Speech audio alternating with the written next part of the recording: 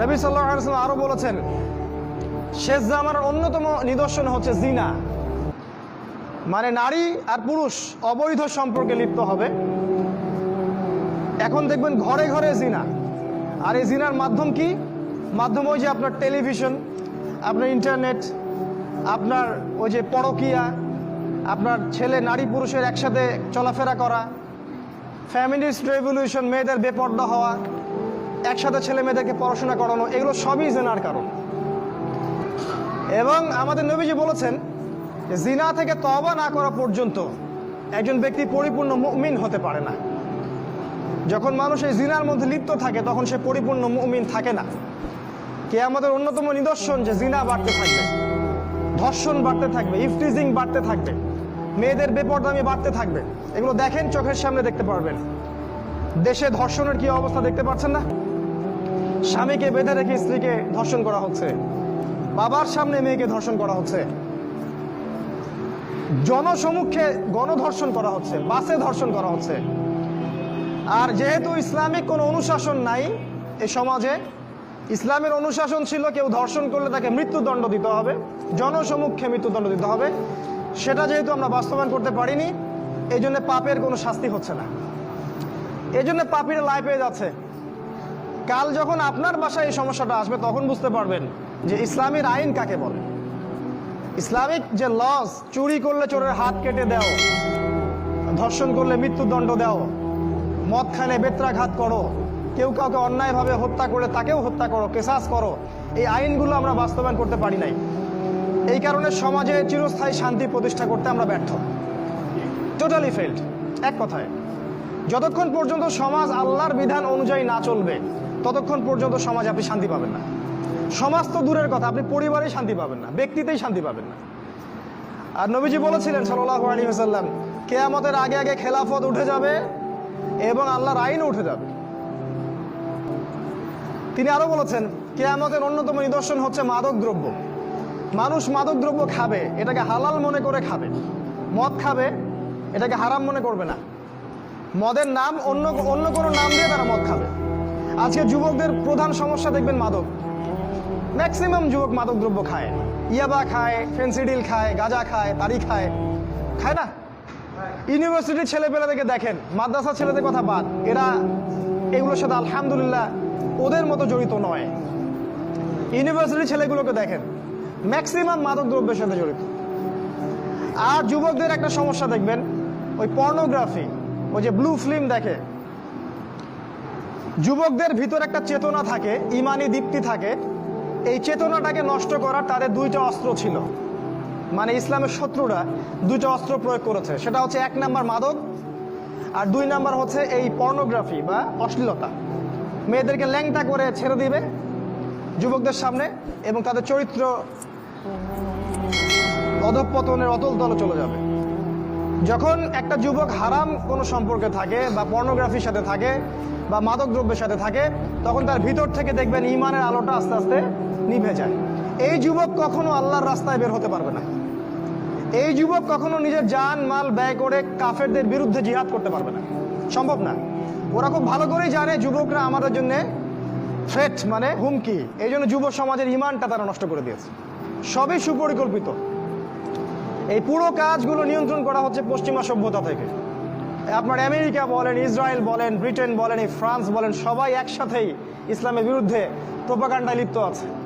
আর বিগত 100-200 বছর থেকে আমরা ঘুমাই আর হালুয়া রুটি খাই আর সেমাই খাই, আপোষে মারামারি করি, মসজিদ ভাগ করি, এই করি, এই আমাদের কাজ। আর এগুলোকে আমরা বড় জিহাদ মনে করি। হানাফি ভাই সালাফিকে দেখতে পারি না, সালাফি হানাফিকে দেখতে পারি না, এই দল সেই দল, এই তরিকা সেই তরিকা, একজনের সাথে আরেকজনের ওঠা বসা নাই, চলাফেরা নাই, এমনকি সালামটা পর্যন্ত দেই না। সুবহানাল্লাহ। আমাদের নবীজি বলেছেন যে একজন ব্যক্তি জান্নাতে যেতে পারবে না যতক্ষণ না সে মুমিন হয়, আর ততক্ষণ একজন মুমিন হতে পারবে না যতক্ষণ একজন মুসলিম আরেকজন মুসলিমকে ভালো না বাসে। তিনি বলছেন, আমি কি তোমাদেরকে জানিয়ে দেব, আলা আদুল্লুকুম বিশাই, এমন কিছু তোমাদেরকে জানিয়ে দিব যেটার দ্বারা তোমরা একে অপরকে ভালোবাসতে পারবে? সাহাবীরা বললেন, জানিয়ে দিন ইয়া রাসূলুল্লাহ। তিনি বলেন, তোমরা সালামের প্রচার করো, খালি সালাম দাও, মানুষকে সালাম দাও। এই সালামটুকু দেন, ভাই ভাই মহব্বত হয়ে যাবে। নবীজি আরো বলেছেন, দেখেন আমাদের মাঝে কিন্তু মৌলিক বিষয়ে তেমন কোনো পার্থক্য নাই, হয়তো কিছু কিছু ইখতিলাফি বিষয় আমাদের মাঝে পার্থক্য আছে, যেটা সাহাবীদের যুগ থেকেই ছিল। এর জন্য এই না যে আমাদেরকে আলাদা হয়ে যেতে হবে, তুমি এমন একটা ভাব পড়ে যে সে মুসলিমই না। দুঃখজনক, এগুলো দুঃখজনক। নবীজি বলেছেন কিয়ামতের আগে এই উম্মাহ ৭৩টা দলে বিভক্ত হয়ে যাবে। মানে ৭৩ মানে শুধু ৭৩ না, মানে অসংখ্য দলে বিভক্ত হয়ে যাবে। কুল্লুহুম ফিন্নার, তাদের প্রত্যেকটা দলই জাহান্নামে যাবে, ইল্লা মিল্লাতান ওয়াহিদা, একটা মাত্র দল ছাড়া। কিলা, বলা হলো, মান হিয়া ইয়া রাসূলুল্লাহ, ওই একটা মাত্র নাজাতপ্রাপ্ত দল কারা হে আল্লাহ রাসূল সাল্লাল্লাহু আলাইহি ওয়াসাল্লাম? তিনি বলেন, মা আনা আলাইহি ওয়া আসহাবি, আমি যার উপরে আছি এবং আমার সাহাবীরা যার উপরে আছে। মানে আমাদের প্রতিটা কাজ যদি রাসূল এবং সাহাবীদের সাথে মিলে যায়, আলহামদুলিল্লাহ আপনি সেই দলের মধ্যেই আছেন। আপনি হয় গাইবান্ধায় থাকেন, আর রংপুরে থাকেন, আর বাংলাদেশে থাকেন, আর পাকিস্তানে থাকেন, এটা বড় কথা না। আপনার আদর্শ ঠিক আছে কিনা এটা বড় কথা। মুসলিম উম্মার এই বিভক্তি কিয়ামতের একটা আলামত। তিনি আরো বলেছেন সাল্লাল্লাহু আলাইহি ওয়াসাল্লাম, কিয়ামতের আগে সত্যবাদীকে বলা হবে মিথ্যাবাদী, আর মিথ্যাবাদীকে বলা হবে পরম সত্যবাদী। যত মিথ্যা মিডিয়ার মাধ্যমে যত মিথ্যা প্রচার করা হয়, আর আমরা গরু ছাগলের মতো মুসলিমরা একলা গিলি খেলে। মুসলিমদেরকে মিডিয়া বানিয়ে দিল সন্ত্রাসী এবং জঙ্গি, আর আমরা ওদের সাথে তালে তাল মিলিয়ে শব্দগুলো আমরাই বলি। ওরা সারা বিশ্বে লক্ষ লক্ষ মানুষকে মেরে ফেললো, আফগানিস্তানে, পাকিস্তানে, ইরাকে, ইরানে, এই যে মায়ানমারে, চায়নায়, সিরিয়ায়, ইয়েমেনে। ওরা কেউ জঙ্গি না, ওরা কেউ সন্ত্রাসী না। যখন মুসলিমরা বলে আমরা কোরআন এবং সুন্নাহর উপর থাকতে চাই, আমরা আল্লাহর বিধান বাস্তবায়ন করতে চাই, তখনই আমরা জঙ্গি আর সন্ত্রাসী হয়ে যাই। এই মিডিয়ার মধ্য দিয়ে সত্যকে মিথ্যা বানানো হয়েছে, আর মিথ্যাকে সত্য বানানো হয়েছে। পৃথিবীর সবচেয়ে ফাসেক, জালেম, মুনাফেক যে, তাকে বলা হচ্ছে মিডিয়া এটা পরম সত্যবাদী, মহাপুরুষ। অথচ জীবনে একত্র নামাজও সে কখনো পড়ে নাই। বাক স্বাধীনতার নামে আজকে রাসূল সাল্লাল্লাহু আলাইহি ওয়াসাল্লামের নামে কটূক্তি করা হচ্ছে, তাকে অপমান করা হচ্ছে, তার কার্টুন আঁকা হচ্ছে, আর আমরা মুসলিমরা বসে ঘরে বসে হালুয়া খাচ্ছি। আমরা কিছু বললেই এটা হয়ে যাচ্ছে আগ্রাসন, মৌলবাদী। আর ওরা এরকম হাজারটা কাজ করলেও এটা বাক স্বাধীনতা, মত প্রকাশের স্বাধীনতা। আসলে ভাই ঈমান সেই জায়গায় আর নাই। মৃত্যু হলেই বুঝতে পারবেন যে কোন জায়গায় ঈমান ছিল। আল্লাহ পাক বোঝার তৌফিক দান করুন। তিনি বলেছেন কিয়ামতের আগে আমানতদার ব্যক্তিকে বলা হবে খেয়ানতকারী, আর খেয়ানতকারী ব্যক্তিকে বলা হবে পরম আমানতদার। যারা সবচেয়ে বড় দুর্নীতিবাজ ওদেরকে বলা হবে মহাপুরুষ, খুব ভালো মানুষ, হাজী সাহেব। আর যারা বড় বড় আলেম ওলামা স্কলার, তাদের অবস্থা দুই জায়গায় হবে, হয় মাটির তলে, না হলে জেলখানায়। ইমাম ইবনে তাইমিয়া রাহিমাহুল্লাহ সালাফি মানহাজের অনেক বড় একজন আলেম, আপনারা সবাই তার নাম জানেন। তিনি বলেছিলেন যে হকপন্থীদের অবস্থান দুইটা জায়গায় হয় সাধারণত, একটা হচ্ছে কারাগারে অথবা মাটির তলে। তিনি আরো বলেছেন রাসূলুল্লাহ সাল্লাল্লাহু আলাইহি ওয়াসাল্লাম, কিয়ামতের আগে হত্যা বাড়তে থাকবে। হত্যা মানে একজন মানুষকে হত্যা করা হবে, মানুষ জানবে না আমাকে কেন মারা হচ্ছে, আর যে হত্যা করবে সেও বুঝবে না কেন ওকে মারলাম। হত্যা, হারাজ। সাহাবীরা জিজ্ঞাসা করলেন, ইয়া রাসূলুল্লাহ, হারাজটা কি জিনিস? নবী সাল্লাল্লাহু আলাইহি ওয়াসাল্লাম বললেন, হারাজ মানে হচ্ছে হত্যাকাণ্ড, ব্যাপক হত্যাকাণ্ড। পুরো বিশ্বের দিকে তাকায় দেখেন, খালি রক্ত আর রক্ত। ওই চায়নায় তাকায় দেখেন, আমাদের উইঘুর ভাই বোনদেরকে মেরে ফেলা হচ্ছে। এই মিয়ানমারের দিকে তাকায় দেখেন, ওখানে রোহিঙ্গা ভাইদেরকে মেরে কুটি কুটি করে কাটা হলো, ওরা পালিয়ে বাংলাদেশে চলে আসলো। কাশ্মীরের দিকে তাকান, সেখানে মারা হচ্ছে। আফগানিস্তানে তাকান, সেখানে মারা হচ্ছে। সিরিয়ার দিকে দেখেন, লক্ষ লক্ষ বাচ্চা, এই যে ছোট ছোট বাচ্চাগুলোকে বোম দিয়ে মেরে ফেলা হচ্ছে। আপনার বাচ্চাকে কেউ যদি বোমা মেরে ফেলে কেমন লাগবে আপনার? উম্মার সবাইকে আমরা নিজের মনে করতে পারি না, যে এই উম্মা আমার, এই বাচ্চাগুলো আমার, এই যুবক ভাইরা আমার ভাই, এটা মনে করতে পারি না। আমরা খুব স্বার্থপর হয়ে গেছি আর কি। ইয়েমেনের দিকে তাকায় দেখেন, প্রায় 10 লক্ষ শিশুকে ওখানে না খেয়ে মেরে ফেলা হয়েছে। 10 লক্ষ শিশুকে। কয়টা দেশের উদাহরণ দিব? সারা বিশ্বের দিকে তাকায় দেখে খালি হত্যা আর হত্যা। আর এই কথাটাই ফেরেশতারা বলেছিলেন। আল্লাহ যখন আদমকে সৃষ্টি করতে চান, তখন ফেরেশতারা বলেছিলেন কি দরকার মানুষকে সৃষ্টি করার? পৃথিবীতে গিয়ে হয় ফাসাদ সৃষ্টি করবে, না হলে হত্যাপাত, রক্তপাত ঘটাবে। দেখেন মানুষ ওই দুইটা কাজই করে। এরকম অসংখ্য নিদর্শন নবীজি বলেছেন কিয়ামতের আগে আগে হবে। এগুলো চোখের সামনে আপনি দেখতে পারবেন। এই ঘুষ, এই দুর্নীতি, জিনা, ব্যভিচার, মাদক, সুদ সবই কিয়ামতের আলামত। যাকাত দেওয়ার মানুষ খুঁজে পাওয়া যাবে না। মুসলিমদের সম্পদ এত বাড়তে থাকবে। সামাজিক মূল্যবোধ বলে কিছু থাকবে না। এই যে প্রতিবেশীর সাথে ভালো আচরণ, মানুষকে সুন্দর সৌহার্দ্যপূর্ণ ব্যবহার, এগুলো থাকবে না। নবীজি বলেছেন ইলম উঠে যাবে, জ্ঞান, কোরআন সুন্নাহর যে জ্ঞান এটা উঠে যাবে। আর জাহেলিয়াত সমাজে বর্ষণ হতে থাকবে।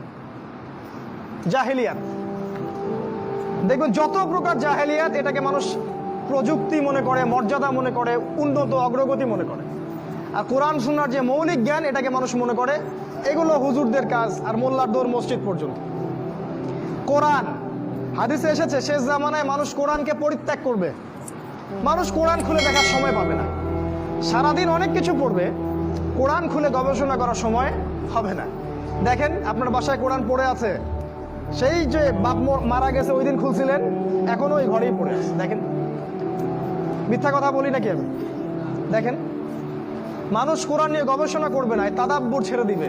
অথচ আল্লাহ পাক এই কিতাবটা নাজিল করেছেন আমাদের জন্য, আমাদের ইহকালীন কল্যাণ, পরকালীন মুক্তির জন্য। এমন কোনো বিষয় নাই যেটা আল্লাহ কোরআন এবং হাদিসে বলেন নাই। প্রত্যেকটা বিষয়, কেমনে খাবেন, কেমনে ঘুমাবেন, কিভাবে ইবাদত করবেন, কিভাবে দেশ চালাবেন, কেমন করে মুআমালাত করবেন, কেমন করে ব্যবসা করবেন, কিভাবে আপনি অর্থনীতি চালাবেন, প্রতিটা বিষয়ে আপনার কোরআন এবং সুন্নাহ আছে। এটা খুলে দেখার সময় হচ্ছে না। তাহলে হেদায়েত নিবে কিভাবে? বিশ্বাস করেন কিয়ামতের আগে একদিন, এক রাতের মধ্যে এই কোরআনের সব পাতাগুলো আল্লাহ তুলে নেবেন আসমানে। হাদিসে এসেছে কোরআনের শুধু পৃষ্ঠাগুলো থাকবে, কালি থাকবে না। এটা শেষ জামানায় হবে সামনে। তিনি আরো বলেছেন যে এই কোরআন পরকালে হয় এই উম্মার পক্ষে সাক্ষী দিবে অথবা বিপক্ষে সাক্ষী দিবে। এই কোরআন কথা বলবে কাল কিয়ামতের মাঠে, বলবে যে আমাকে সে তেলাওয়াত করে নাই, আমাকে গবেষণা করে নাই। আল্লাহ এই কোরআন নিয়ে তারা হেদায়েত খোঁজেনি, তারা অন্য জায়গায় হেদায়েত খুঁজেছে। আর কোরআন যার বিপক্ষে সাক্ষী দিবে, কেউ কখনো তাকে জাহান্নাম থেকে বাঁচাতে পারবে না। নবী যেটাই বলেছেন আল কোরআন হুজ্জাতুন লাকা ওয়া আলাইক, কোরআন তোমার পক্ষে দলিল অথবা বিপক্ষে দলিল। দেখেন, এই কোরআনটা আল্লাহ পাক পাঠিয়েছেন আমাদের মুক্তির জন্য। আমাদের উচিত হবে আজকে থেকে আল কোরআনকে সময় দেয়া, পড়তে শিখুন, অর্থ শিখুন। আগামী রমাজান আসার আগেই কোরআনটা রিডিং করে শেষ করে দেন। আপনার কাছে যে তাফসীর ভালো মনে হয় সেটাই পড়েন। আমি বারবার একটা কথা বলি, পড়াশোনা করেন, পড়াশোনা করেন। এলেম ছাড়া আপনাকে শেষ জামানায় কেউ বাঁচাতে পারবে না, কোনো হুজুরও বাঁচাতে পারবে না। কারণ আমরা যারা দাড়ি টুপি নিয়ে ইসলামের দাওয়াতি কাজ করি, আমাদের মধ্যে অনেক প্রতিবন্ধকতা আছে। অনেক হুজুর কোরআন সুন্নাহ বোঝেন কিন্তু বিশ্বের পরিস্থিতি বোঝেন না, অর্থনীতি বোঝেন না, রাজনীতি বোঝেন না, এই জন্য সমাজকে সঠিক জিনিসটা দিতে পারেন না। তাই শুধু এই হুজুরদের মুখোপেক্ষী হয়ে থাকলে হবে না, আমাদের মুখোপেক্ষী হয়ে থাকলে হবে না। আপনাকে পড়াশোনা করতে হবে। কোরআন পড়েন, হাদিস পড়েন, ইতিহাস পড়েন, রাজনীতির বইগুলো পড়েন, অর্থনীতি পড়েন, ওয়ার্ল্ড অ্যাফেয়ার্স পড়েন, দেখবেন আপনি পথ খুঁজে পাবেন ইনশাআল্লাহ তাআলা। তো এগুলো শেষ জামানার অনেকগুলো বড় বড় সাইনগুলো বললাম। আরো অনেক সাইন আছে, নিদর্শন, যেগুলো আজকে সংক্ষিপ্ত সময় বলার সময় পাচ্ছি না। তবে কয়েকটা বলে শেষ করছি। সেটা হলো যে নবী সাল্লাল্লাহু আলাইহি ওয়াসাল্লাম বলেছেন শেষ জামানায় মদিনা, এই যে আমাদের মদিনা, এর গুরুত্বটা কমে যাবে। এটা আবু দাউদে আছে হাদিসটা। মদিনার গুরুত্ব কমে যাবে, মানুষ মদিনাকে অতটা মূল্যায়ন করবে না। মানে মদিনা থেকে বিশ্বের সবকিছু নিয়ন্ত্রণ করা হবে না। তখন জেরুজালেমের গুরুত্ব বেড়ে যাবে। ওই ইসরায়েল যেটা দখল করে রাখছে ফিলিস্তিনে, ওর গুরুত্ব পৃথিবীতে বেড়ে যাবে। দেখবেন আজকের বিশ্বের সবকিছু ওইখান থেকে নিয়ন্ত্রিত হয়। মিডিয়া বলেন, প্রযুক্তি বলেন, রাজনীতি, অর্থনীতি, সবকিছু ওইখান থেকে। সারা বিশ্বের মূল জায়গাটা এখন জেরুজালেম। নবীজি বলেছেন যখন এই অবস্থা হবে তখনই মালহামা শুরু হবে। সাহাবীরা বললেন মালহামা কি জিনিস? নবীজি বললেন এমন যুদ্ধ যে যুদ্ধে 100 জনের মধ্যে 99টা মানুষ মারা যাবে। 100 জনের মধ্যে 99টা সৈন্য মারা যাবে। এবং এই যুদ্ধটা হবে ইউফ্রেটিস বা ইরাকের ফোরাত নদীর সোনার পাহাড়কে কেন্দ্র করে। এটা সামনে হতে যাচ্ছে। এবং এই যুদ্ধটা হবে 80টা দেশের মধ্যে। বিশ্বের 80টা দেশ একত্রিত হয়ে যুদ্ধ করবে সামনে। আপনি প্রথম বিশ্বযুদ্ধ দেখেছেন না? দ্বিতীয় বিশ্বযুদ্ধ দেখেছেন, এগুলো এই যুদ্ধের সামনে কিছুই না। এটা হবে পারমাণবিক যুদ্ধ, সামনে হতে যাচ্ছে। এবং প্রত্যেক দেশ 12,000 করে সৈন্য পাঠাবে এই যুদ্ধে।